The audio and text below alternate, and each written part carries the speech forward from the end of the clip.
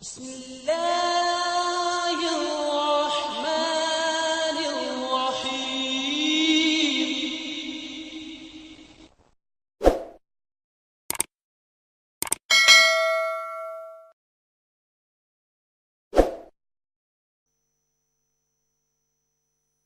اسلام سے نہ بھاگو، راہ خدا یہی ہے، اے سونے والوں جاگو، شمس الضحیٰ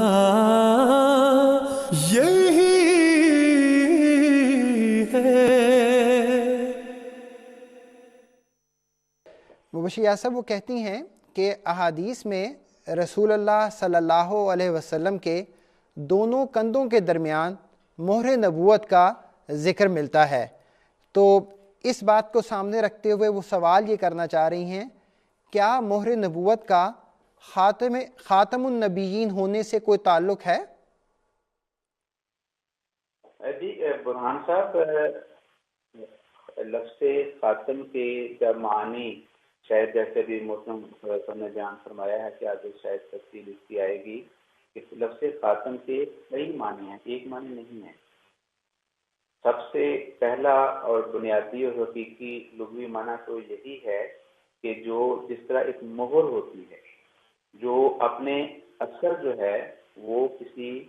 دوسری چیز پر جس پر لگائی جاتی ہے وہ پیدا کرتی ہے۔ جو بھی مہر کے معنی لے لیں، جو معنی عام طور پہ لیے جاتے ہیں، وہ سارے کے سارے معنی اس مہر کے لفظ کے اندر پائے جاتے ہیں۔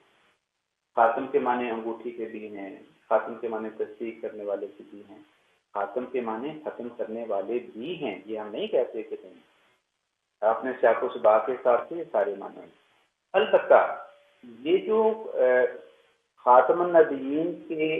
جو آیت میں مضمون ہے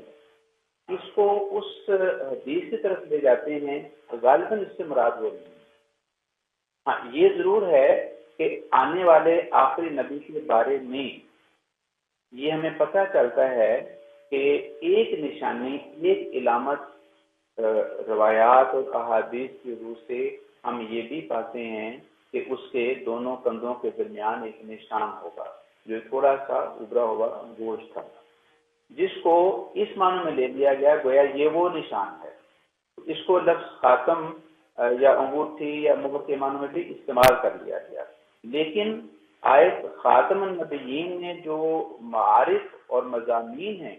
اس کا اس لفظ کے ساتھ اس نشانی جو ابھرا ہوا گوشت ہے اس کے ساتھ لے کر